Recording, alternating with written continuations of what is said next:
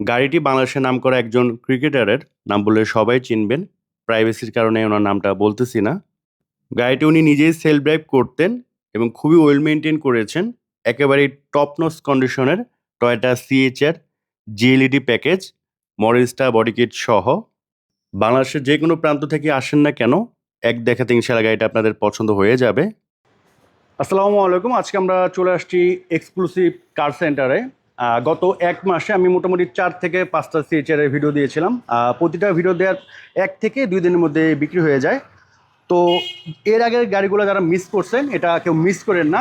গাড়িটা খুবই ভালো আছে। আর এটা কিন্তু মডেল বডি কিট সহ জিএলইডি প্যাকেজের গাড়ি। আর এটা হচ্ছে বাংলাদেশের একজন ক্রিকেটারের গাড়ি, মানে স্বনামধন্য ক্রিকেটার, জাতীয় নাম বললে হয়তো সবাই চিনবেন, বাট এটা আমরা আসলে বলতে চাচ্ছি না। যাই হোক, এটা 2017 মডেল, 17 মডেল, রেজিস্ট্রেশনের 2023 এর রেজিস্ট্রেশন, 2023 হচ্ছে রেজিস্ট্রেশন।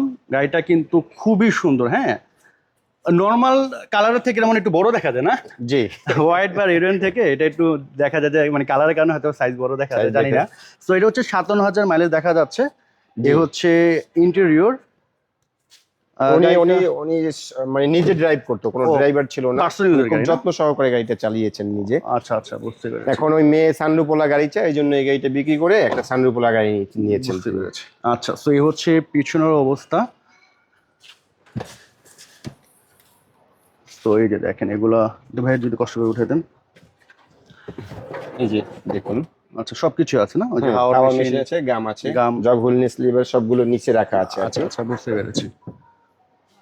তো গাড়িটা মাশাআল্লাহ ভালো ফ্রেশ আছে। আশা করি আপনারা যারা দেখতে আসবেন এক দেখাতে পছন্দ হয়ে যাবে। পিছনে এই দরজাগুলো মানে বেশি একটা ইউজ হয় না, না ইউজ হয় না। উনি ওই যে ওয়াইফ আর নিজে চলছে, একটা ছোট মেয়ে, হ্যাঁ, ওয়াইফে কোলেই থাকতো আর কি। আচ্ছা, ইঞ্জিনটা ভাই একটু কষ্ট করে দেখায় দেন। দেখছি। তো গাড়িটা আসলে অনেক সুন্দর, কালারের কারণে আসলে বড় দেখায় আর কি। এটা কালার এখনো অরিজিনাল ভাইয়া, এখনো অরিজিনাল না? জাপান থেকে যেভাবে আছে কালারটা ওইভাবেই আছে। আচ্ছা, আপনারা কি কেনার পর কোনো টাচ আপ কিছু করেন না? এটা কোনো টাচ আপ করা হয় নাই, জাস্ট ওয়াশ পলিশ। এই যে দেখুন, হিট কভারটাও এখন অরিজিনাল, জাপান থেকে যেটা আসে ওইটা। আচ্ছা, এই যে স্টিকার গুলো এগুলো। আর ব্যাটারি হেলথ, ব্রেক বুস্টার এগুলোর কি অবস্থা? অনেক ভালো, আলহামদুলিল্লাহ, অনেক ভালো। এটা প্রাইস কেমন পড়বে? এটা আমাদের আস্কিং প্রাইস হলো 26,50,000 টাকা।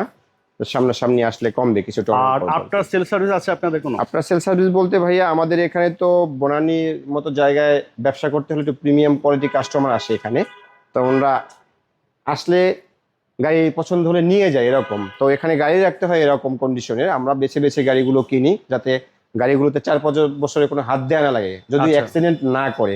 আচ্ছা, তারপর যদি টুকিটাকি কিছু কাজ থাকে, তখন কাস্টমার আসলে আমরা ওই যে জাস্ট পার্টসের দাম দিব, আমরা সার্ভিস করে দিব এরকম। মানে পার্সের দাম ওনারা দিবে আর আপনার হচ্ছে সার্ভিস করে দেবো, ফ্রি সার্ভিস। স্ক্রিনে নাম্বার দেওয়া আছে, ফোন দিতে পারেন। এখনকার মতো আমরা বিদায় নিচ্ছি। সবাই ভালো থাকেন। আসসালামু আলাইকুম।